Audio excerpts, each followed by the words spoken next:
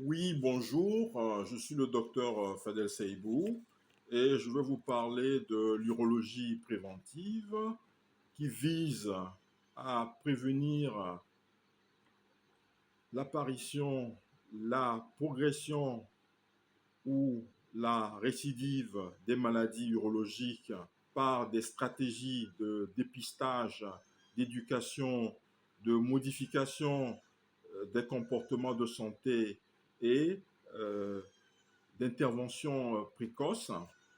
Elle couvre un large spectre de pathologies touchant le système urinaire et les organes génitaux masculins. Les objectifs de l'urologie préventive sont de réduire l'incidence des maladies urologiques, de détecter précocement les anomalies asymptomatiques, de diminuer la morbidité, la mortalité et les coûts liés aux complications, d'améliorer la qualité de vie et la fonction urinaire et sexuelle, de promouvoir des comportements de santé adaptés. Les pathologies ciblées par l'urologie préventive sont le cancer de la prostate, avec pour le dépistage le PSA, l'antigène spécifique de la prostate, l'examen clinique par toucher rectal permet l'appréciation de la consistance, la taille et des irrégularités de la prostate. L'âge de début de dépistage chez les hommes à risque standard. Pour la discussion à partir de 50 ans. Chez les hommes à haut risque, c'est-à-dire les noirs, les personnes avec antécédents familiaux, à partir de 45 ans. Pour la fréquence, nous avons une individualisation selon le niveau de PSA, l'âge, l'espérance de vie et les comorbidités.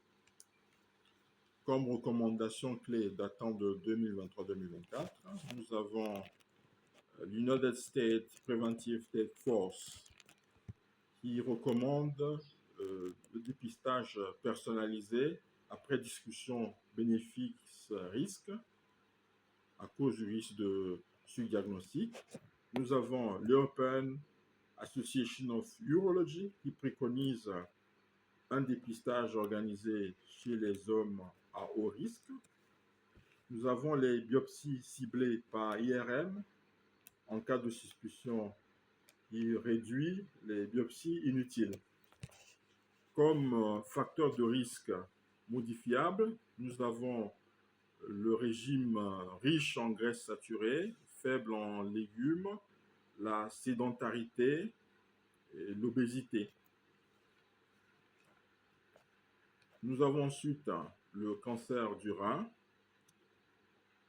avec surveillance surtout pour le dépistage chez les patients à risque s'il n'y a pas de dépistage systématique dans la population générale. Donc sont concernés les patients avec maladie rénale chronique, avec des antécédents familiaux comme ceux liés au syndrome héréditaire comme von Hippel-Lindau, B3-B, le tabagisme, l'hypertension, l'obésité.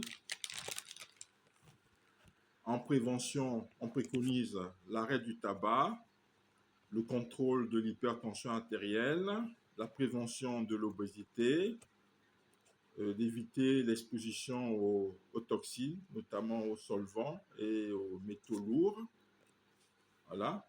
Je passe ensuite au cancer de la vessie, où il n'y a pas également de dépistage organisé, mais surveillance des patients à risque, c'est-à-dire les fumeurs chroniques et ceux qui sont exposés professionnellement, notamment aux colorants azoïques, au caoutchouc, aux peintures. Voilà. Les personnes qui présentent des cystites chroniques ou qui sont cathétérisés. Voilà. Comme symptôme d'alerte, nous avons l'hématurie macroscopique sans douleur, qui est un risque majeur nécessitant une cystoscopie. Pour la prévention, nous avons l'arrêt du tabac, l'hydratation abondante et la protection en milieu professionnel, surtout. Nous avons ensuite des infections urinaires, avec comme prévention chez la femme une hygiène post-déficale, devant, derrière, une miction conseillée après rapport sexuel, un apport hydrique suffisant et supérieur à 1,5 litre par jour, éviter les douches vaginales et les produits irritants, utiliser les probiotiques comme Lactobacillus avec des données prometteurs, mais pas encore de mesures consensuelles. Voilà. Donc, pour la prévention chez l'homme, nous avons le traitement des troubles urinaires intravésicaux, voilà, d'éviter la retention urinaire, une bonne hygiène chez les patients cathétérisés également. Pour les infections urinaires à répétition, donc un traitement préventif possible avec antibiothérapie en utilisant notamment les antibiotiques à faible dose et des vaccins bactériens comme Strovax, Uromine, voilà, d'une certaine efficacité, déjà utilisée en Europe notamment.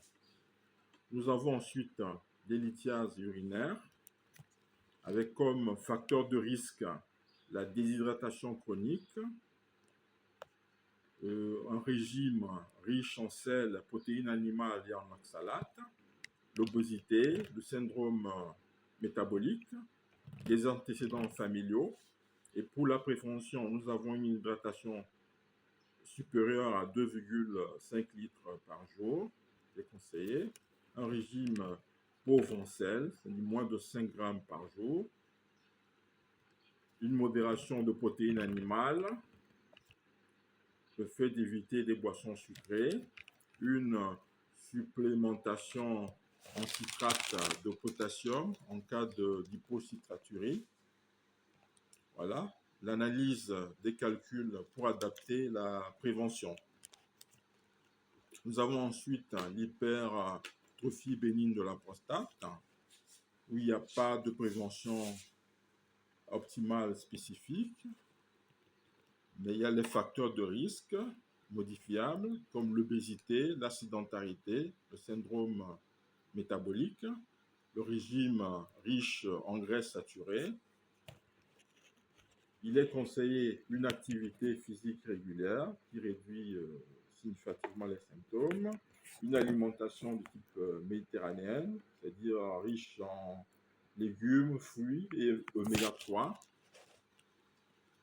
Pour le dépistage systématique, on utilise le questionnaire de l'International Prostate Symptom Score et le dosage de PSA, c'est suspicion de cancer.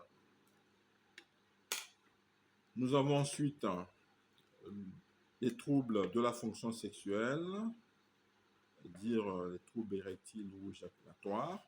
En prévention, nous avons le contrôle des facteurs cardiovasculaires, le diabète, l'hypertension artérielle, la dyslipidémie. Voilà, une alimentation équilibrée. Pour le dépistage précoce, nous avons une discussion systématique lors des consultations urologiques ou de prévention. Voilà. Et l'utilisation du questionnaire de l'International Index of Erectile Function 5. Je passe ensuite au cancer du testicule. Donc, il n'y a pas également de dépistage systématique, mais plutôt on conseille, on recommande l'auto-examen mensuel chez les hommes entre 15 et 40 ans, surtout en cas de cryptorchidie, même opéré, antécédents familiaux et infertilité. Et comme symptôme d'alerte, nous avons le nodule indolore, l'augmentation du volume testiculaire, voilà, une sensation de pesanteur. Comme stratégie globale de prévention, nous avons pour l'alimentation, donc ce qui est conseillé, c'est que cette alimentation doit être faible en sel, riche en fibres, fruits, légumes et oméga 3. Pour l'hydratation, elle doit être supérieure à 1,5 litre par jour et surtout supérieure à 2,5 litres pour la prévention des calculs. Pour l'activité physique, il est conseillé d'avoir 150 minutes par semaine d'activité modérée. Pour le tabac, l'arrêt complet est recommandé parce que cela réduit le risque de cancer urologique et de dysfonction érectile. Pour l'alcool, une modération à moins de 2 verres par jour par homme est conseillée. Pour le poids, le maintien de l'indice de masse corporelle inférieur à 25 kg par mètre carré.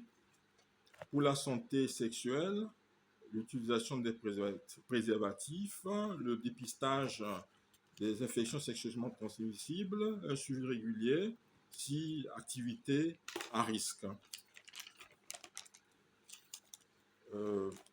L'apport des nouvelles technologies est à préciser, notamment l'IRM multiparamétrique qui améliore la détection ciblée du cancer de la prostate, des tests urinaires moléculaires comme PCA3, SelectMDx, ExoDx, qui aident à la décision de biopsie.